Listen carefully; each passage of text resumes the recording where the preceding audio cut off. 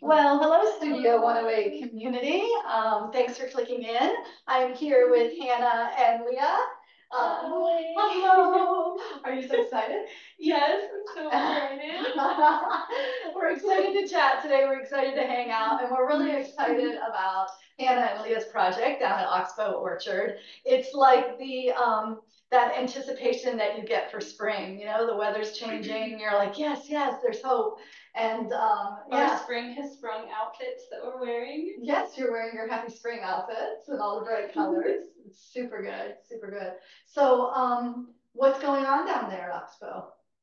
So Hannah and I have started a medicinal herb garden down at Oxbow Orchard in the Valley. So we are right now in the process of growing most of our herbs from seed. So we have little sprouts starting, and we'll be transferring them to larger beds so that hopefully by the end of the year we have, or before the end of the year, we have are able to harvest a lot of our own medicinal herbs, and then most of them are perennial, so they'll come back year after year. Yeah, and our goal is to create teas and tinctures and different medicines, and do workshops and teach people about herbalism and the ways that it has helped us. And it's really great because just this morning I was out on the search for burdock root. Oh man. I've never looked for it before in the wild. Did you find any? I may have found No one way. specimen, and I dug it up, and I need to do a little bit more research identification upon returning home. But it wasn't as easy as I thought it would be to find, especially in early spring when you're supposed to harvest it.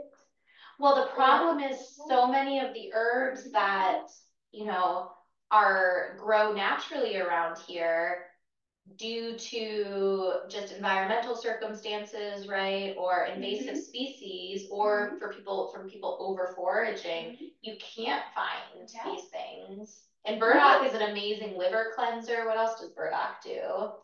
Well, I heard that bears, it's like the first thing that bears eat out of hibernation, coming out of hibernation. The root? Or Yeah, the plant? root. Oh, wow. I've heard in Chinese medicine people eat the seeds, but in Western medicine it's the root. We use the root. I imagine the bear kind of like digging out the root with their claws.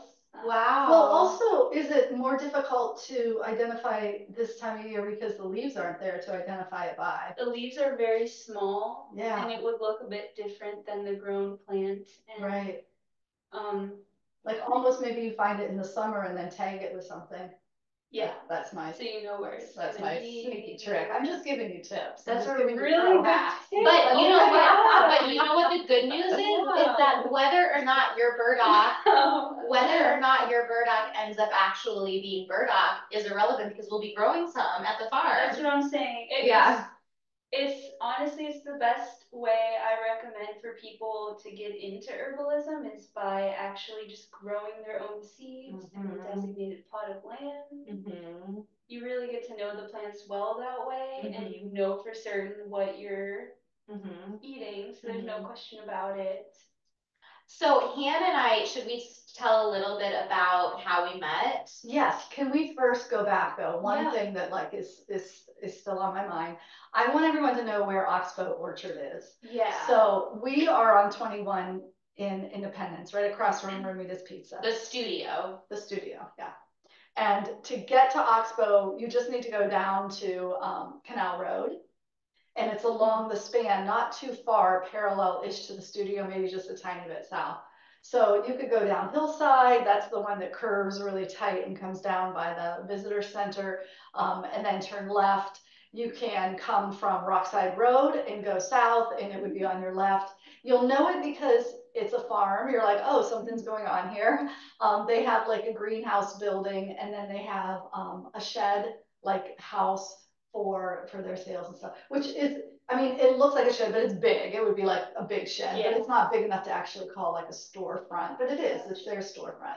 So it's cute as could be, and there's a little gravel driveway there.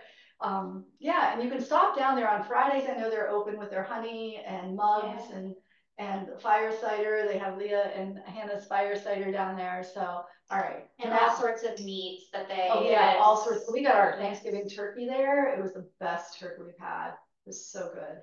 Yeah, it's like the best meat I've ever had as well. Yeah. From them, and also Kelman Point Farm, which I think that's also like a huge important thing along with herbalism when trying to be healthy is getting like local organic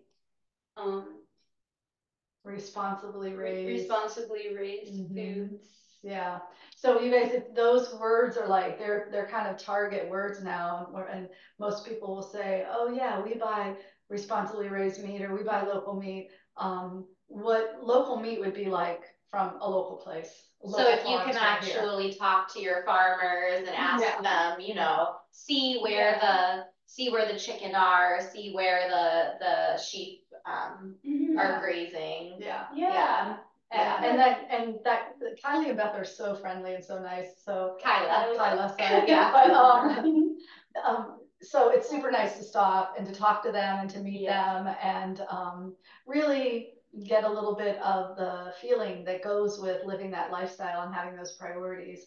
It's super nice. So anyway, tell us how you guys met. But I just wanted everyone to know where the farm was. Yeah, so we met in high school. We met in show choir. Yes. Yeah, which is hysterical because it feels like different versions. Well, it feels like a different version of myself. Absolutely. You would agree, yeah. Because they had on red lipstick and tights and their glittery dresses. Actually, my hairstyle today reminded me of the photo I have from show choir. I like headshots. I was like, whoa, somehow I mean, just like that. Over 10 years ago, but like I was so into makeup and shopping. Yeah. And I'm sure your interest. I was following what my sister did, and you know, I didn't really have my own sense yet of what I was really into, or just kind of exploring a lot still. And I feel like it kind of officially, I feel like recently when we reconnected, it was kind of like us meeting in a way, because we were meeting like who we really grew into. Sure.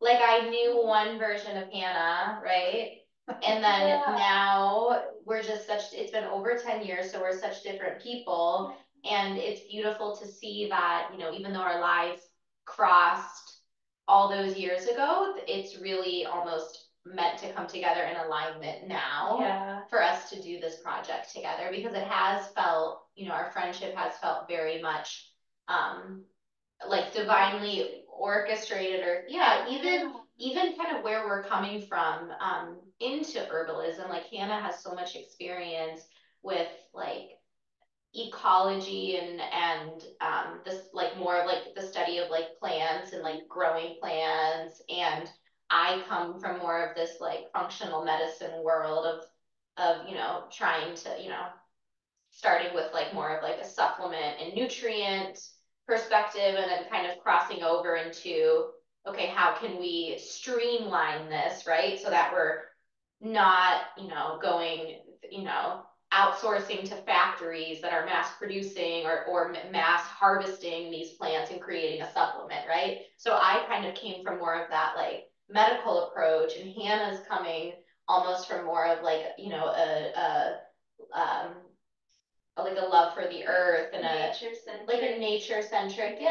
So we balance each other out really well, because you're teaching me so much about growing plants. And I never would have taken on something like this, because I just thought, you know, I thought you had to have more of a business mindset, more of a production, like I want to make products kind of mindset in order to do this. And you know, I never want to create like waste or I was just very afraid before to actually like do things and be productive, because I didn't know if there would be an environmentally conscious way of doing so.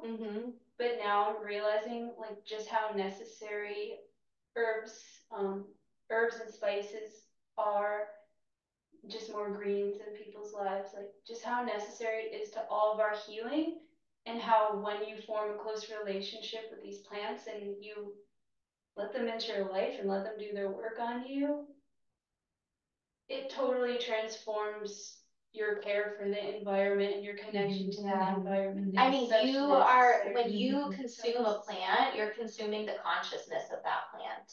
Yeah. So you are becoming that plant's consciousness.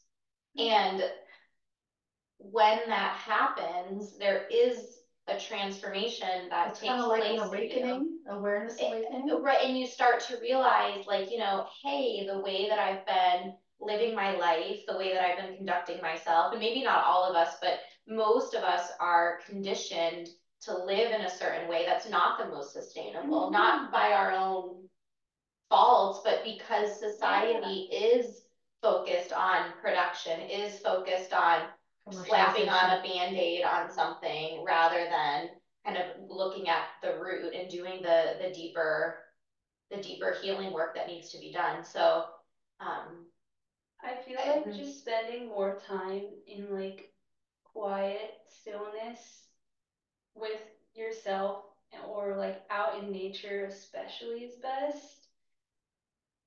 Like helps lead the way for you to have a simpler life and a more joyful life. Yeah. To realize like what's really necessary. I think like a lot of what takes our energy is the craving and the striving and the trying, Yeah. And it's all just made up. It's all just made up. It's all just made up. We're like it's hamsters on a wheel. Like, yeah. Like we're creating our reality. So then we're creating that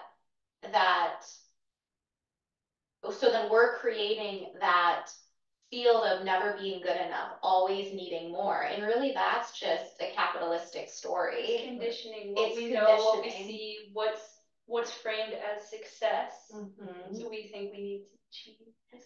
And I think what's so beautiful to me about herbalism is I always felt like something was like amiss for me with functional medicine because I loved it. And yet I was like, ooh, but it doesn't feel the most sustainable. All these tests, are they really, really necessary? Right? Like, is it really necessary for everyone to have a continual glucose monitor? I don't know. For some people, it's a lifeline, and some people need it. And for people that need it, please, like, let's have that technology. But is it really necessary that all of us need to be taking ashwagandha? Like, do we all need to be taking adaptogens? Do we all, or even like we might need a lot less than we think we do, but maybe just having a few of the right. Well, we might need a lot less, and though a lot of it, the waste of, like, so we're trying to get away from like the waste that, pharmaceuticals create, right? So there's a factory involved, there's all these like middlemen. The supplement industry is no cleaner. The supplement industry is just as profit centric as the pharmaceutical industry. Herbalism is not, right? So like, it's cool, it's amazing and cool to be able to say to folks, and I recommend like, like sometimes like omega-3 supplements, and like that's amazing and great. And like, how can we get these things from our food, right? In their whole form. So like, if, like I can, take an iron supplement, or I can create really nutrient dense nettle infusions and drink that over time and watch how that, helps my iron level. Just the little patch of nettle I have in my tiny property, because I live in a mobile home community, so just really small patch of grass that I could turn into a little herb garden. And that nettle is more than enough to sustain me through the spring and into early summer until it flowers, which you're supposed to stop eating it at that point. And then you can harvest the seeds again as like they're like a good medicine for your adrenal system. So it's zero waste, and look at how you're utilizing the small area that you have to create medicine, to pull nitrogen or carbon back into the earth, which one is it that, right? So we're pulling we're pulling carbon dioxide. Yeah, back into the earth, which helps fight against climate change. And then you're getting the benefits of being outside. You're getting like being in the dirt, being outside changes your gut microbiome, right? Like I had these greens growing on the patio last summer, and it brought me so much insane joy to go out. I would take a wooden bowl out, take my little scissors out, set it there, and just lovingly like choose each leaf. So imagine if we were doing that as a collective whole, and imagine the abundance that we would have to share for those people who don't have access to fresh foods and vegetables, or who don't have access and the money it takes to be able to afford supplements and so yeah. It's so cheap. What are you growing down there? So cheap. Seeds are so cheap. Okay, but what are we growing? We're growing like 30 or lemon 40. Balm, because I love that lemon balm. Yeah, so Kyla and Beth are growing lemon balm, but yes, lemon balm. Just try to say a few things we're growing. Nettle, lemon balm, burdock root, oats, ashwagandha, skullcap, holy basil, yeah, tulsi, chaste tree berry, which that's more of that will be a longer term investment, that one. Oregon grape, yeah. Willow, which is medicine, we just planted. Willow, we're growing so much more and I can't even think of them. But Hannah and I will be drying these, motherwort, spearmint. And we'll be adding them to some of the blends that we use for. Should we do this other announcement really quick, that I think we're changing the name of Lily of the Valley to Herbs of the Valley. Yeah. It's Herbs of the Valley. Herbs of the Valley. Herbs of the Valley is here. Herbs of the Valley. So all the tinctures and teas that we have up front in the studio will have locally grown, harvested herbs. So when you're purchasing that, you're supporting your local environment, you're supporting Hannah and I, you're supporting, yourself and your health. And your community. We are here to root ourselves deeply in our local land to make this place a better place to exist. We are, and here to serve the people. My mom's laughing. Hannah and I are going off. We're kicking you off the podcast. I know, I'm in my thing too. Don't talk to me. Have your fun. And to serve the local community, because I think this idea of globalization has made Kim Kardashian on my phone is more important to me than the person checking out next to me at the. Than myself, even ourselves. Then totally we're constantly striving for something that's like, what do you want? Like, who are you? Absolutely. And what do you need? And frankly, like the amount of time and energy that we could spend looking at celebrities or following people on social media takes away time from like just knocking on your neighbor's door and saying hi, or like this is the community. These are the even like, remember that old fashioned thing you used to do, like call grandmas? Like just making a phone call to a real person that you're maybe disconnected, haven't talked to in a while. Yeah, that's embarrassing because I think I know who Scott Disick is dating now, who's part of the Kardashian family, and I haven't talked to Nana in a while. So like I was really grumpy at Nana this morning. I'm so too. I have my to call her grandma's to coming apologize. for Easter. Oh, sweet. Yay, grandma we haven't Pugely. connected in a while. Like it's been a little time. Yeah. Oh, you guys, call your grandma. Call grandma. Take the Instagram and like close the app and open the phone app. And we don't need to know who Scott Disick is dating. We don't need to know that. Hannah and my mom don't even know who that is. Whatever you've been needing to do, whatever it is you've been needing to do after you shut this video off, go ahead and do it. You can do it. Okay, what else, girls? Can we do one more little conversation about your fire cider? Because I think your fire cider was sourced from Oxbow too. Am I right? A couple of the Oxbow, ingredients. yeah, go for it. There was well, the garlic and honey were sourced from Oxbow. The other ingredients I did get from my local health food store, Krieger's, which sells great organic produce. Wasn't the ghost pepper from? The ghost pepper was also from Kelman Point Farm, which I'm a very passionate supporter of as well. We used raw organic apple cider vinegar.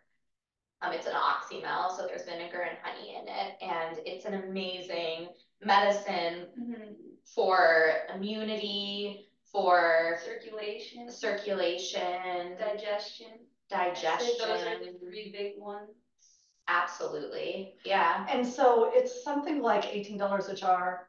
Like, is it worth that to not get sick? I mean, this is like coming into another wave of cold flu season as the weather starts changing. So if you want some of that, you can take just a little and drizzle it on your salad. You can take a little bit in a small glass or a shot glass kind of idea. Definitely dilute it with a little water. Dilute it with water.